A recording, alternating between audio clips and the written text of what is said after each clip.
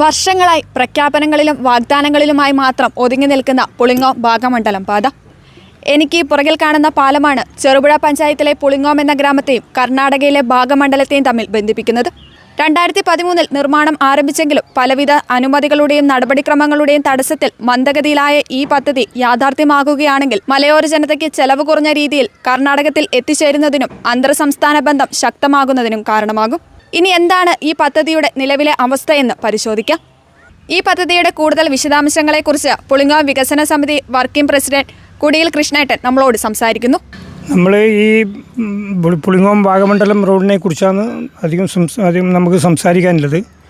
നമ്മളാ പ്രവർത്തനമായിട്ട് ഇതിന് മുമ്പോട്ട് പോയത് ഏഴിമല ഭാഗമണ്ഡലം ബാംഗ്ലൂർ റോഡാണ് നമ്മൾ ശരിക്കും നമ്മുടെ രേഖകൾ. അതിനുവേണ്ടി നിരവധി ആളുകൾ നമ്മൾ സമീപിച്ചിട്ടുണ്ട്. 2008 ഇവിടെ നമ്മളൊരു പാലം നമുക്ക് അനുവദിച്ച് കിട്ടി. ഈ പാലം നമ്മൾ കേരള ഗവൺമെൻറ്റിൻ്റെ ഭാഗത്തുനിന്നുള്ള ഈ പാലം നമുക്കിവിടെ അനുവദിച്ച് കിട്ടിയിട്ടുണ്ട്. ബാക്കി കാര്യങ്ങളുള്ളത് കർണാടക ഗവൺമെൻറ്റിൻ്റെ ഒരു അനുമതിയാണ് നമുക്ക് വേണ്ടത്, കൺസെൻറ്റ്. അപ്പോൾ അതിന് സാങ്കേതിക തടസ്സം പറയുന്നത് പറഞ്ഞാൽ ഇവിടെ പകുതി ഭാഗം റിസർവ് ഫോറസ്റ്റും ബാക്കി ഭാഗം വൈൽഡ് ലൈഫ് ഫോറസ്റ്റും ആണ്. അതാണ് ഇതിനൊരു സാങ്കേതിക തടസ്സം പറഞ്ഞത്. പിന്നെ 85 വർഷം മുമ്പേ നമുക്ക് ഈ റോഡ് ഇവിടെ നിലനിൽക്കുന്നുണ്ട്. അന്നേ വാഹന ഗതാഗതം ഇല്ലതാണ്. നിരവധി ഇവർ പാസ്സൊക്കെ കൊടുത്ത് നമ്മൾ അങ്ങോട്ടും ഇങ്ങോട്ടും കടത്തിയിട്ടുണ്ട്. അല്ലാതെ കഴിഞ്ഞ കുറച്ച് വർഷങ്ങൾക്ക് മുമ്പൊരു ജീപ്പ് അപകടം ഇതിനകത്ത് വെച്ച് നടന്നതുകൊണ്ടാണ് പിന്നെ ഈ ഗതാഗതം നിരോധിച്ചത്. അല്ലെങ്കിൽ നമ്മളിവിടെ തലക്കാവി അമ്പലത്തിലേക്കൊക്കെ ഇവിടുന്ന് ഇഷ്ടംപോലെ ആൾക്കാർ നടന്നിട്ട് പോകുന്നതാണ്. ആകെ 18 കിലോമീറ്റർ ദൂരം മാത്രമേ ഉള്ളൂ. ഇത്രയും അടുത്ത ഈ സ്റ്റേറ്റായിട്ട് ഇത്രയും അടുത്ത ഒരു സ്ഥലം വേറെ എവിടെയും ഒരു റോഡും കാണില്ല. അതുപോലെ തന്നെ വിവിധ കാലങ്ങളിൽ നമുക്ക് വർഷകാലങ്ങളിലായാലും നിരവധി റോഡുകൾ അടച്ചിടുന്നുണ്ട്. ഇതിലെ കൂടി നമ്മൾ ഈ റോഡ് വരുന്നുണ്ടെങ്കിൽ ഒരിക്കലും നമുക്ക് അടക്കേണ്ടി വരില്ല. പക്ഷേ അതിന് ഈ തടസ്സമായി പറയുന്നത് ഈ ഫോറസ്റ്റ് തന്നെ. കാരണം വന്യമൃഗങ്ങൾ, അതുപോലെയുള്ള വനങ്ങൾ, അതുപോലെ ഈ പരിസ്ഥിതി നശീകരണം, ഇതൊക്കെയാണ് വാദങ്ങൾ നമ്മളെ മുമ്പിൽ നിരത്തി വെക്കുന്നത്. പക്ഷേ നമ്മളതിനൊരു പുതിയൊരു പദ്ധതിയുമായിട്ടാണ് ഇപ്പം മുമ്പോട്ട് പോയിട്ടുള്ളത്. അതിന് വേണ്ടുന്ന കുറേ പേപ്പറുകളൊക്കെ നമ്മുടെ ഗവൺമെൻറ് തലത്തിൽ നമ്മൾ സമർപ്പിച്ചിട്ടുണ്ട്. എന്താണെന്ന് പറഞ്ഞാൽ അത് ഒരു എലിവേറ്റഡ് ഹൈവേ, അതായത് ഒരു പാലം, അത് അങ്ങനെ നിർമ്മിക്കുകയാണെങ്കിൽ നമുക്ക് മൃഗങ്ങൾക്കോ പരിസ്ഥിതിക്കോ മറ്റൊരു നാശം സംഭവിക്കാതെ ആകെ നമുക്ക് 18 കിലോമീറ്റർ, ഒരു 10-14 കിലോമീറ്റർ നമുക്ക് ഈ പാലം മതിയാവും.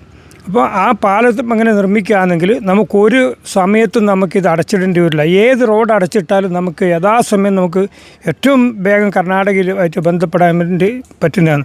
നിരവധി ഉദ്യോഗാർത്ഥികൾ നമുക്കിവിടെ കർണാടക ബാംഗ്ലൂർ ജോലി ചെയ്യുന്ന നിരവധി വിദ്യാർത്ഥികളും പഠിക്കുന്ന വിദ്യാർത്ഥികളും ജോലി ചെയ്യുന്ന ആൾക്കാരുണ്ട്. അവരെയൊക്കെ നമ്മൾ ഇതിലെ കൂടി വരികയാണെങ്കിൽ നമുക്ക് ഈ റോഡ് വളരെ എളുപ്പമായിരിക്കും. പോരാതെ വടക്കേ മലബാറിലെ മുഖച്ഛായ തന്നെ മാറ്റുന്നൊരു ടൂറിസം മേഖല ഈ ഇവിടെ സാധ്യതയുണ്ട്. അതുപോലെ നിരവധി ഗുണങ്ങൾ ഈ റോഡ് യാഥാർത്ഥ്യമാകുന്നുണ്ടെങ്കിൽ ഉണ്ടാവും. അതിൽ നമ്മൾ ഏകദേശം ഒരു എസ്റ്റിമേറ്റൊക്കെ നമ്മൾ നേരത്തെ തയ്യാറാക്കിയിട്ടുണ്ടായിരുന്നു. ഇതിൻ്റെ ചെലവിനെക്കുറിച്ച് ഏകദേശം ഒരു 400 കോടി രൂപയിൽ താഴെ മാത്രമേ ഈ ഒരു ഹൈവേക്ക് ആവശ്യമുള്ളൂ. അത് കേന്ദ്ര ഗവൺമെൻറ്റും അതുപോലെ 2 സംസ്ഥാനങ്ങളും വിചാരിച്ചാൽ ചെറിയൊരു തുക മാത്രമേ ഉള്ളൂ. അതേറെ കാലത്തെ ജനങ്ങളെ ആഗ്രഹമാണ്. ആ ആഗ്രഹത്തിൻ്റെ ഒരു ഒരു ഭാഗമായിട്ടാണ് നമ്മൾ ഈ പാലം നമുക്കിവിടെ പാസ്സാക്കി തന്നത്. ഇതിൻ്റെ തുടർച്ച ആയി അങ്ങോട്ട് ഇനി ബാക്കി വേണ്ടുന്ന കാര്യങ്ങളൊക്കെ ഇനി ബാക്കിയുള്ള ആളുകൾ ചെയ്യേണ്ടതാണ്. ഇപ്പോൾ കർണാടകയിലെ കോൺഗ്രസ് ഗവൺമെൻറ്റാണ്, കേരളത്തിലെ നിയുക്ത ഗവൺമെൻറ്റും കോൺഗ്രസ് ആണ്. അപ്പം ഈ പാത യാഥാർത്ഥ്യമാകാനുള്ള സാധ്യത എത്രത്തോളമാണ്? അതാണ് നമുക്കിപ്പോൾ ഏറ്റവും വലിയ ആശ്വാസം. ഇതിനു മുമ്പ് കേരളം ഭരിച്ചതും കർണാടകം ഭരിച്ചതും കേന്ദ്രം ഭരിച്ചതും ഒരേ പാർട്ടിയായിരുന്നു. അന്ന് പിന്നെ ഓരോരോ തടസ്സങ്ങളിങ്ങനെ ഓരോന്ന് പറഞ്ഞു. പക്ഷേ ഈ പുതിയ ഐഡിയ വരുമ്പോൾ കേരള ഗവൺമെൻറ്റും കർണാടക ഗവൺമെൻറ്റും അത് ഒരേ പാർട്ടിയാണ് ഭരിക്കുന്നത് കൊണ്ട് നന്നായി നമുക്കിത് നടന്നു പോകുന്നില്ല ഉത്തമ വിശ്വാസം ഇപ്പം നമുക്കുണ്ട്. എന്തായാലും നടക്കും. അതിന് വേണ്ടുന്ന ആൾക്കാരൊക്കെ ഇവിടെയുണ്ട്. അതുമായി ബന്ധപ്പെട്ട് ഈ കാര്യങ്ങൾ അതിൻ്റെ പരിഹരിക്കുന്നതാണ് നമ്മുടെ വിശ്വാസം. കണ്ണൂർ ജില്ലയിലെ മലയോര പ്രദേശമായ പുളിങ്ങോം ഭാഗമണ്ഡലം തലക്കാവേരി റോഡ്, ഈ റോഡിൻ്റെ പ്രാധാന്യം ഏകദേശം ഒരു 50 വർഷത്തോളം ആ നാട്ടിലെ ജനങ്ങളും കണ്ണൂർ കാസർഗോഡ് ജില്ലയിലെ പ്രമുഖരായ കക്ഷി രാഷ്ട്രീയ ഭേദമന്യേ ജനങ്ങളും അതുപോലെ ജനപ്രതിനിധികളും ഉൾപ്പെടെ വർഷങ്ങളായി ഈ റോഡ് യാഥാർത്ഥ്യമാക്കണം എന്നുള്ള ആവശ്യമായിട്ട് അതിൻ്റെ പ്രവർത്തനങ്ങളായിട്ട് മുമ്പോട്ട് പോയിരുന്നു. പക്ഷെ നിരവധിയായ കാരണം കേന്ദ്ര വനം മന്ത്രാലയത്തിൻ്റെയൊക്കെ അനുമതിയും അതിൻ്റെ സാങ്കേതിക പ്രശ്നങ്ങളൊക്കെ കാരണം അത് ഓരോരോ കാരണങ്ങൾ കൊണ്ട് വിവിധ ഘട്ടങ്ങളിൽ അത് നീണ്ടുപോവുകയായിരുന്നു. ഏകദേശം 18 കിലോമീറ്റർ ഈ വനപാതയിലൂടെ സഞ്ചരിച്ചാൽ തലക്കാവേരി ഭാഗത്ത് എത്തിച്ചേരും. അവിടുന്ന് അങ്ങോട്ട് മൈസൂർ, ബാംഗ്ലൂർ പ്രദേശത്തോടൊക്കെ വലിയ ടൂറിസം സാധ്യതയുള്ള, വ്യാവസായിക പ്രാധാന്യമുള്ള നാടിന് വലിയൊരു വികസനം വരുന്ന ഒരു പാതയാണ്.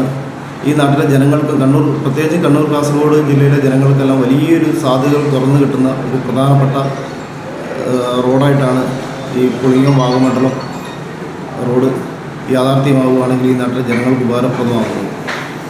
അപ്പോൾ അതിൻ്റെ അടിസ്ഥാനത്തിൽ പുതിയ മന്ത്രിസഭയൊക്കെ വന്നതിന് ശേഷം, അതുപോലെ കേന്ദ്രത്തിലാണെങ്കിലും പുതിയ സർക്കാർ വന്നതിന് ശേഷം ഇതൊരു തുടർ നടപടി എന്ന നിലയിൽ MLA ഉൾപ്പെടെ ഈ നാട്ടിലെ കക്ഷി രാഷ്ട്രീയ പ്രതികളൊക്കെ ഉൾപ്പെടുപ്പിച്ചുകൊണ്ട്, ജനങ്ങളെല്ലാം ഉൾപ്പെടുത്തിക്കൊണ്ട് ചെറുപുഴ പഞ്ചായത്ത് ഭരണസമിതി ഇതിനൊരു നേതൃത്വപരമായ പങ്ക് വഹിക്കാൻ തയ്യാറെടുക്കുകയാണ്.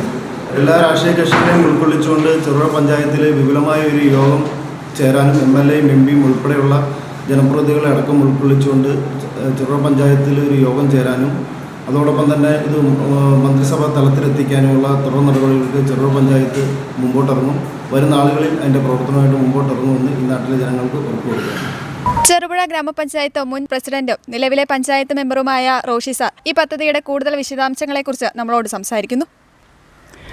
നമ്മുടെ ഈ നാടിൻ്റെ ഏറ്റവും വലിയൊരു സ്വപ്നവും ഈ നാടിൻ്റെ വികസനത്തിന് ഏറ്റവും വലിയ ഒരു നാന്ദി കുറിക്കുന്ന ഒരു വലിയ സംഭവമാണ് നമ്മുടെ ഏഴിമല ബാംഗ്ലൂർ ഈ പാത, വാഗമണ്ഡലം പാത.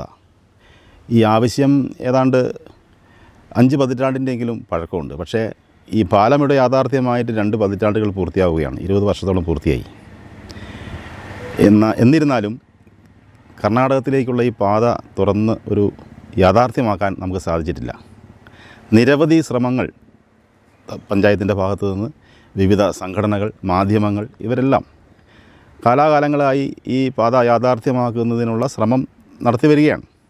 എങ്കിലും കർണാടക സർക്കാരിൻ്റെ ഈ വനത്തിലൂടെയുള്ള പാത തുറന്ന് നമുക്ക് കിട്ടുവാനുള്ള ഒരു സാഹചര്യം ഉണ്ടായിട്ടില്ല. ഞാൻ പഞ്ചായത്ത് പ്രസിഡൻ്റായിരുന്ന സമയത്ത് ഇതിനുവേണ്ടി ഡൽഹിയിൽ പോയി അന്നത്തെ പ്രതിരോധ മന്ത്രി AK ആന്റണി സാറിനെ കാണുകയും ഞങ്ങൾ കാര്യം സംസാരിക്കുകയും ചെയ്തതാണ്. അന്ന് പറഞ്ഞത് സുപ്രീം കോടതിയിലൊരു കേസ് നിലനിൽക്കുന്നു. ഇത് റിസർവ് വനത്തിലൂടെയുള്ള പാതകൾ യാഥാർത്ഥ്യമാക്കുന്നതിന് അല്ലെങ്കിൽ റോഡ് വെട്ടുന്നതിനുള്ള ഒരു സാങ്കേതിക തടസ്സം ഉണ്ട്, അതിൻ്റെ ഒരു കേസ് നിലനിൽക്കുന്നു എന്നുള്ളതാണ് അന്നുണ്ടായിരുന്ന പ്രശ്നം. എന്നിരുന്നാലും നമുക്ക് ഇവിടെ പറയുമ്പോൾ സൈനിക പ്രാധാന്യമുള്ള ഏഴിമല നേവൽ അക്കാദമിയും പെരിങ്ങോം CRPF ക്യാമ്പും അതുപോലെ തന്നെ കണ്ണൂർ ജില്ലയിലെ 3 അസംബ്ലി നിയോജക മണ്ഡലങ്ങൾ എന്ന് പറയുമ്പോൾ പയ്യന്നൂർ, ഇരിക്കൂർ, തളിപ്പറമ്പ്, കാസർഗോഡ് ജില്ലയിലെ 3 അസംബ്ലി നിയോജക മണ്ഡലങ്ങൾ, ഉദുമ, തൃക്കരിപ്പൂർ, കാഞ്ഞങ്ങാട്, ഈ 6 അസംബ്ലി നിയോജക മണ്ഡലത്തിലെ ജനങ്ങൾക്ക് വളരെ എളുപ്പത്തിൽ ബാംഗ്ലൂരും അതുപോലെ തന്നെ മൈസൂറും എത്തിച്ചേരാൻ കഴിയുന്ന ഈ മേഖലയിൽ തുറന്നു കിട്ടാവുന്ന ഏറ്റവും എളുപ്പത്തിലുള്ളൊരു പാതയാണിത്. ഇത് യാഥാർത്ഥ്യമാവേണ്ടത് ഈ നാടിൻ്റെ ഒരു ആവശ്യമാണ്, കാലഘട്ടത്തിൻ്റെ ആവശ്യമാണ്. യാഥാർത്ഥ്യമാവാൻ ഇപ്പോൾ നമുക്ക് അനുകൂലമായി വന്നിരിക്കുന്നത് കേരളത്തിൽ ഐക്യജനാധിപത്യ മുന്നണിയുടെ ഒരു സർക്കാർ ഇപ്പോൾ നിലവിൽ വന്നിട്ടുണ്ട്. അപ്പോൾ മുഖ്യമന്ത്രിയും കൂടെ ഒക്കെ വന്നു കഴിയുമ്പോൾ ഒരു ക്യാബിനറ്റ് തീരുമാനവുമായി കർണാടക സർക്കാർ, കോൺഗ്രസ്സാണ് ഭരിക്കുന്നത്. അപ്പോൾ വളരെ എളുപ്പത്തിൽ ഇപ്പോൾ ഒരു ശ്രമം നടത്തുന്ന ആ ഒരു വളരെ ജാഗ്രതയോടുകൂടിയും അതുപോലെ തന്നെ ഉന്നത തലങ്ങളിലുള്ള 2 മന്ത്രിസഭകൾ തമ്മിലുള്ള ഒരു നേരിട്ടുള്ള ഇടപെടലുകൾ നടത്തുകയാണെങ്കിൽ തീർച്ചയായും ഇത് യാഥാർത്ഥ്യമാക്കാൻ കഴിയുമെന്നുള്ള ശുഭപ്രതീക്ഷയിലാണ് ഞങ്ങളുള്ളത്.